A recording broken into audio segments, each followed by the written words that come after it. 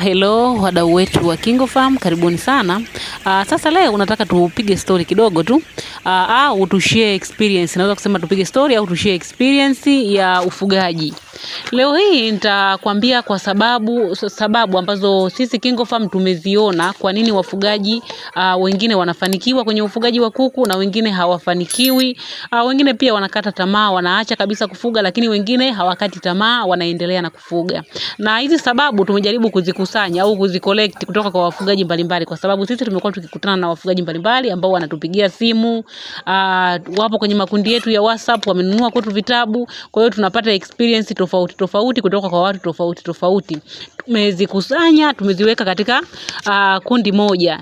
Nimezitengeneza sababu kama 5 ambazo zinasababisha wafugaji wengine wafanikiwe na wengine wasifanikiwe. Kwa hiyo unaweza kunisikiliza vizuri kabisa mpaka mwisho ili ujue upo kwenye kundi gani, labda waliofanikiwa au hawajafanikiwa, na ujue kwa nini upo kwenye kundi hilo. Sababu ya kwanza ambayo tumeiona watu wengi hawafanikiwi kwenye ufugaji ni kuto kuandaa bajeti maalumu.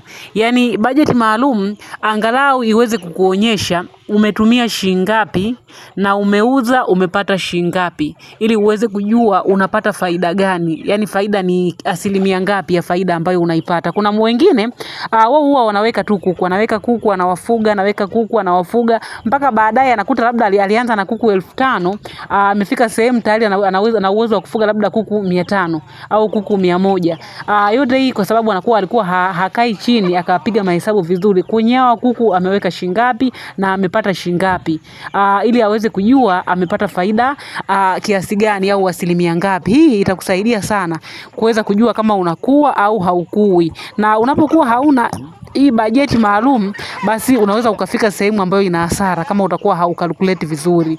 Utakuta unaishia tu kununua vitu vingi, unawafuga kuku wako, unauza bei ya hasara. Kwa mfano wafugaji wengi wa broiler, unakuta mtu anakuambia anafuga broiler ila anawauza 6000.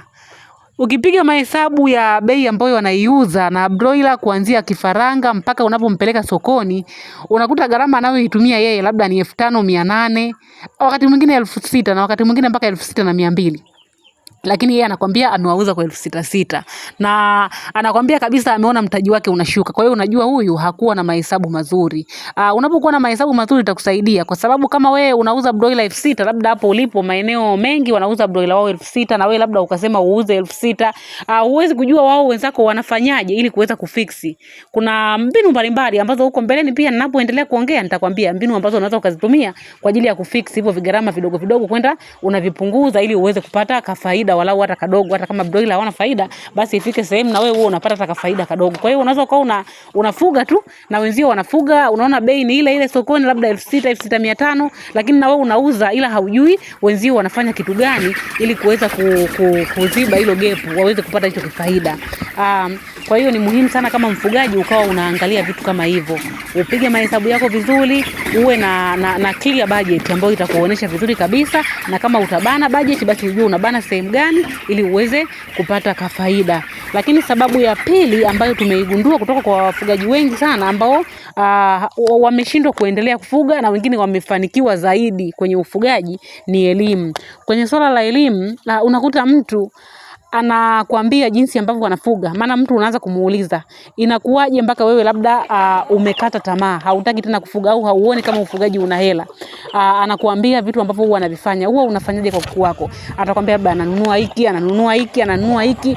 Vitu atakavyokuorodheshea unaweza ukakuta labda kuna vitu 3 mpaka 5 sio vya lazima, au hakupaswa kutumia gharama hiyo. Alitakiwa asitumie kabisa, au badala wake aende akatumie tu kitu cha asili. Kwa mfano, mtu anakuambia ananunua labda dawa za kusafishia mabanda, kuua bakteria. Ukiangalia tu kwa mfano halisi, majivu ya mkaa au ya kuni yanafanya kazi sawa na ile dawa ambayo unaenda kuinunua dukani kwenye kusafisha banda. Kwa hiyo ukimwangalia huyu mtu unaona hii gharama ya majivu ya ile dawa ya wadudu ya dukani, ya kuua bakteria ya dukani, angeweza kumbe kuiacha na akatumia majivu. Majivu yana nguvu kubwa sana kwenye kuzuia magonjwa ya bakteria pamoja na virusi. Kwa hiyo kuna vitu vingine atakutajia vingi sana. Unaweza kama anakuambia mimi nilianzisha vifaranga wangu nikawanunulia Amplolium vitamini sijui kitu gani. Unakuta labda Amplolium haikuwa necessary, lakini yeye aliinunua. unaona kabisa huyu alishaongeza gharama. Labda nilinunua Agrocox, haikuwa necessary. Hizi dawa vifaranga hawapewi mpaka waumwe. Hapa mwanzoni wanachopewa ni vitamin pamoja na antibiotic maalum kwa ajili ya kukausha vitovu na kuwazuia magonjwa mbalimbali. Kwa hiyo sio kila kitu, yani mtu unakuta unapata hasara lakini haujui vile vitu ambavyo ni muhimu na ambavyo vinahitajika kwa kuku. Yani labda mtu anaweza akasikia tu sehemu au akaambiwa tu na mtu ambaye hana taarifa sahihi. Muulize mtu ambaye ana experience, anafuga kibiashara na anapata hela, huyo ndo ataweza kukuelekeza vizuri kama ataamua kukuambia njia nzuri ambayo yeye anaitumia mpaka anapata hela. Ila ukimsikiliza kila mtu na wewe ukafanya ukanunua kila kitu, hapo lazima ukosee. Hii yote inakuwa hauna elimu. Mtu anakuambia amenunua Amprolium kwa sababu ya kuwakinga. Yote hii hajui. Yani amekosa elimu kwa sababu hajui kwa nini kifaranga anampa ile Amprolium. Kumbe kumpa Amprolium yule kifaranga ambaye haumwi ni makosa, lakini yeye alikuwa ananunua anawapa. Kwa hiyo unakuta kabisa anakoelekea ni kwenye kuwasababishia labda vifaranga kwenye usugu wa magonjwa, siku wakiumwa hawatatibika, watakufa. Hiyo ni ya kwanza. Lakini ya pili anakuwa ameongeza gharama. Kwa hiyo mwisho wa siku huyu mtu hawezi kuiona faida. Lakini sababu ya tatu ni ufahamu mzuri na wakina kuhusiana na soko kwa hilo eneo alipo. Masoko ya kuku yanategemeana. Maeneo mengine wanatumia sana broiler. Kwa hiyo unaweza kukuta wanafuga broiler, wanapata walau faida hata kwa kila kuku labda anampa faida ya shilingi 500, lakini anawauza wengi kwa wakati mmoja. Hilo ni soko la broiler linakuwa lipo kubwa kwa maeneo hayo. Na kuna maeneo mengine soko la broiler liko chini sana, sasa maeneo ya vijijini. Unakuta uwezi kuwauza labda kuku 500 kwa siku moja, lakini kwa mjini inawezekana. Kwa hiyo kwa sehemu ambayo inawezekana kuwauza au broiler wengi kwa siku moja inakuwa ni nafuu zaidi na itakupa faida. Lakini kwa vijijini ambako unauza leo broiler 10, kesho broiler 20 kwa sababu ya watu hawatumii sana broiler, yani hawatumii sana au broiler, wanatumia sana chotara na kienyeji. Hii itakupa hasara kwa sababu mtu kama una kuku wako labda 200, wanakuja leo wanachukua kuku 20, kesho 20, kesho kutwa 20. Wewe utalazimika kuendelea kuwanunulia chakula na kuwalisha. Hiki kitu pia kitakupelekea hasara.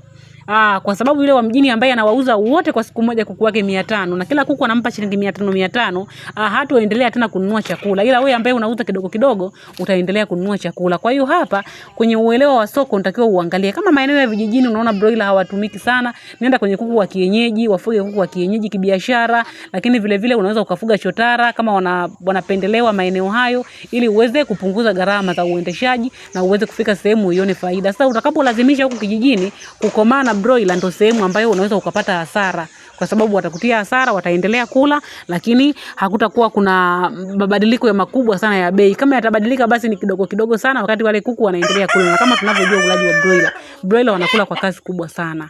Na sababu nyingine ya 4 ni ubahili. Yani wafugaji wengi unakuta anataka abane kila kitu. Sio kila kitu cha kubana. Vipo vitu ambavyo tunabana. Na tunavyobana tunakuwa tuna sababu.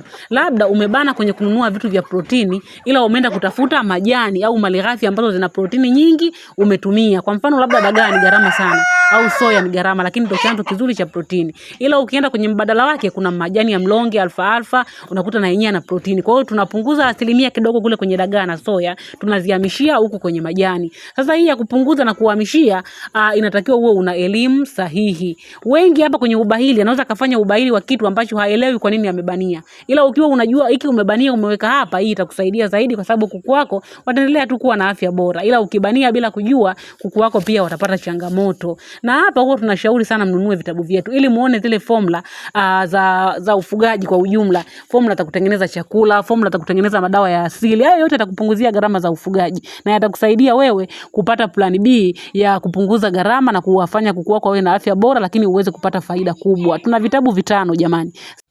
Kuna safari ya ufugaji, hiki muongozo wa layers pamoja na chotara, kuna tiba za asili kwa ajili ya tiba ya magonjwa yote ya kuku, lakini pia tuna ufugaji bora wa kuku wa kienyeji, tuna ufugaji wa broiler, tuna kile cha booster kinaitwa muongozo maalum wa ufugaji kwa kutumia tiba za asili. Kwa hiyo hivi vitabu vitakusaidia sana wewe kukupa muongozo ambao utakupa elimu sahihi, lakini vile vile kitakupa mbadala wa kupunguza gharama ili uweze kuona matokeo mazuri, lakini vile vile uweze kupata faida kubwa. Kila kitabu gharama yake ni shilingi 10,000 tu, ukilipia unatumia soft copy ya kitabu kwa njia ya WhatsApp. Vile vile tuna kundi la mafunzo ambalo linakupa elimu sahihi ya ufugaji wa kuku kuanzia ulaji wa vifaranga day 1 mpaka kuku anakuwa mkubwa. Kujiunga na hili kundi ada yake ni 8,000 tu kwa muda wa miezi 2. Na vile vile KingoFarm tumekuandalia huduma nzuri. Tunauza incubator nzuri za kisasa kwa bei nafuu ambayo mtu yoyote anaweza akanunua na akaitumia kwa ajili ya uzalishaji akapata faida nzuri kabisa na akawa na kuku wengi. Ni incubator nzuri zinafanya kazi kwa zaidi ya 90%. Ni hizi ambazo tunatengeneza sisi wenyewe ukiachana na hizi incubator za Mchina.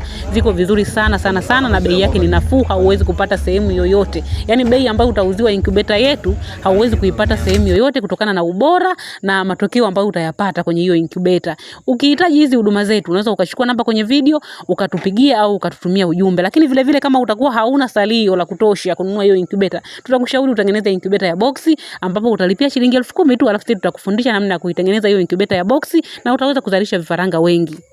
Na sababu ya mwisho kabisa ambayo inasababisha watu wafeli au wafanikiwe kwenye ufugaji ni kuto kupata taarifa sahihi. Taarifa sahihi utazipata kwa mtu ambaye atakuwa ameamua kujitoa kukueleza ukweli kuhusiana na ufugaji. Anaweza kuwa amesomea, labda wale mabwana mifugo anaweza akakuelekeza vizuri kabisa, au yule mfugaji mwenye experience anaweza akakuelekeza vizuri kabisa namna ya kufuga na kuweza kupata faida.